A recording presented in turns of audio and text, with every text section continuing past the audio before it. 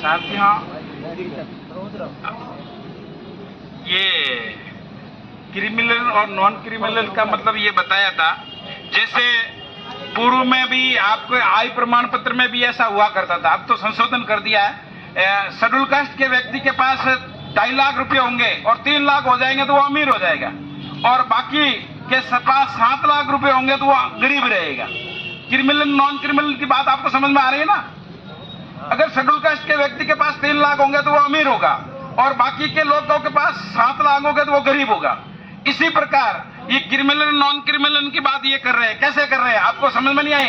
अब तो कह रहे हैं नौकरियों वाले को जो IAS बना उसके बेटे का आरक्षण खत्म कर रहे हैं। ऐसा नहीं है, ऐसा है अगर किसी के पास 4 व्हीलर गाड़ी होगी वो क्रिमिनल में आएगा। जैसे आपके राशन की दुकान है ना, राशन का गेहूं मिलता है ना आप लोगों को, जैसे कह दिया जिसके पास 4 व्हीलर गाड़ी है, 25 बीघा जमीन है, उसको राशन नहीं मिलेगा। उसी प्रकार आपको गुमराह किया जा रहा है सुप्रीम कोर्ट के द्वारा। ये कहा जाए क्रिमिनल और नॉन क्रिमिनल। अगर आपके पास 4 व्हीलर गाड़ी है तो आप आर्थिक रूप से संपन्न हो गए, आपके बेटों को आरक्षण की आवश्यकता नहीं है। अगर आपके पास 25 बीघा जमीन है, 10 बीघा जमीन है, तो आपको आरक्षण की आवश्यकता नहीं है। यह है क्रिमिनल नॉन क्रिमिनल। समाज को लड़ाने की बात बता रहे। अब जो सामान्य लोग पढ़े लिखे नहीं है, मजदूर वर्ग है, उनको क्या करें? आरक्षण हमारा खत्म थोड़ी हो रहा है। वो तो बिहार हो जाए भाई कलेक्टर है, बेटा कलेक्टर बने, ऐसा कुछ नहीं। मेरा भाई कोई कलेक्टर नहीं है, मैं कोई कलेक्टर नहीं, मेरे घर में एक ही नौकरी नहीं है, जैसे मान लीजिए। तो ये आपको समझने की जरूरत है। तो साथियों, जो आपको गुमराह किया जा रहा है, आपको गुमराह नहीं होना। आप समझ में आ रही है ना आप लोगों को बात? जैसे आय प्रमाण पत्र वाला, वैसे के वैसे क्रिमिनल नॉन क्रिमिनल। अगर किसी के पास 25 बीघा जमीन है, 10 बीघा जमीन है, तो आप सक्षम है, आपके बेटों को आर्थिक रूप से संपन्न माना जाएगा, आपको नौकरी की आवश्यकता नहीं है।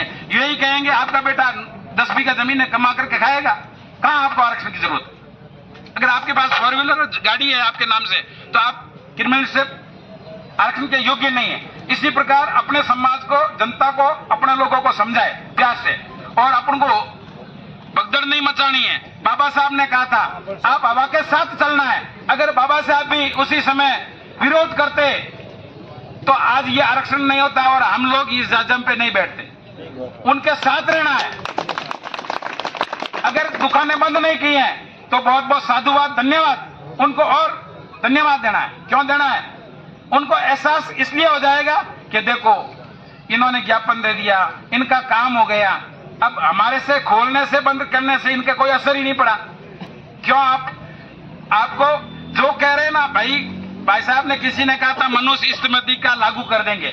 मेरे भी एक मित्र हैं, बहुत अजीज मित्र, बहुत अजीज मित्र, वो सामान्य वर्ग से हैं। वो कभी कभी कहते हैं हम तो आपके मनुस्मृति लेके आ जाएंगे। मैं भाई साहब ये आपकी मूर्खता और आपकी सोच गलत है। क्या कैसे? मैंने कहा था उनको कि आज से 70 साल पहले या 80 साल पहले अगर दिल्ली का स्वतंत्र का राजा महाराजा वो अपना समाचार भेजने के लिए एक घोड़े को, एक सिपाही को भेजता, वो 15 दिन बाद में जोधपुर के राजा के पास आता था।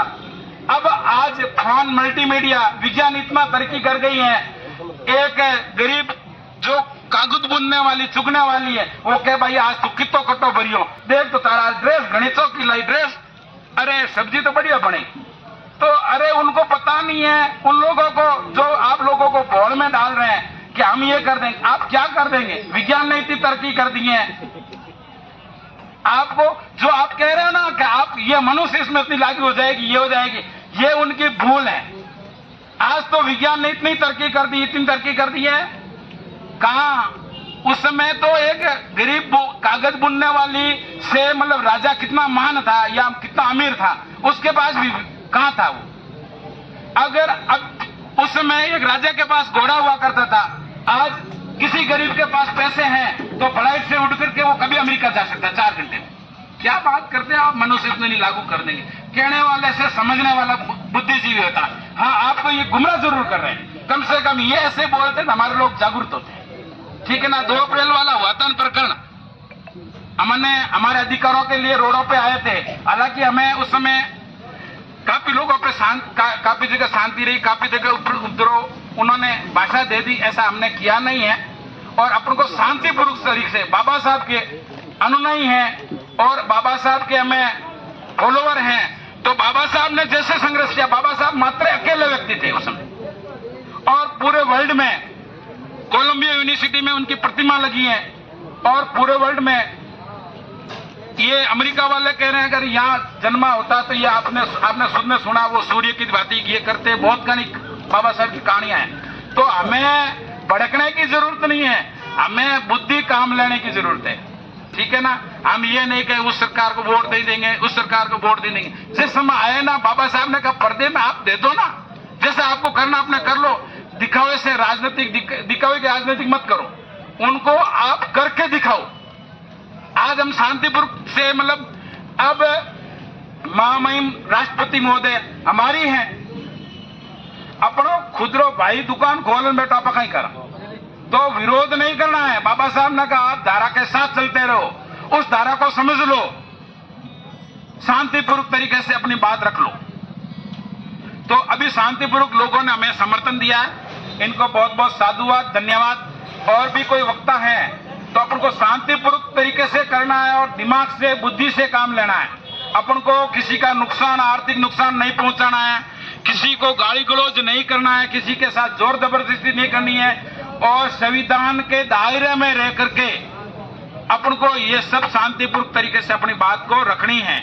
और जो भी ज्ञापन लेकर आए, ज्ञापन पे अधिक से अधिक संख्या में साइन करें। अगर मेरा आपसे यही निवेदन है, कितने लोगों गांव के लोग हैं, जैसे मैं मेरे गांव से ज्ञापन लेकर, अगर नहीं है तभी पास अपने पास समय, प्रत्येक गांव से प्रतिनिधित्व हो और ज्ञापन भेजें, ताकि राष्ट्रपति जी के वहां राष्ट्रपति भवन में जगह नहीं मिले पेपर रखने की, फिर उनको पता चलेगा कि हाँ वास्तव में दर्ज है। और मैं बता देता हूं, पूरे वर्ल्ड में आज तक 2 अप्रैल जैसा आंदोलन नहीं हुआ है, पूरे वर्ल्ड की गिनीज बुक में लिखा हुआ है, और मैं कहता हूं नहीं होगा। और दूसरा आंदोलन आज का इतिहास में आप लिखा जाएगा। लोग कुछ भी कहे, और लोगों के ये दिल की आवाज है, और लोगों का ये दिल का दर्द है।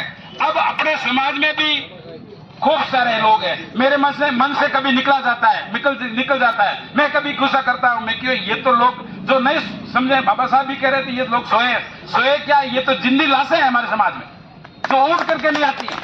अगर मर जाता है ना तो कम से कम ये हर पला देते हैं कि भाई ये मरा हुआ है, उठेगा नहीं। जिंदी लाशें जो संघर्ष करने वाला ही करेगा। साथियों, आपको संघर्ष करना है, जो संघर्ष के लिए पैदा हुआ है उसको संघर्ष से ही मरना है। जैसे बाबर का बेटा हुमायूं था, उसने कहा था ये संघर्ष किया था, उसके साम्राज्य बाबर ने खूब दिया था, उससे संभला नहीं गया था।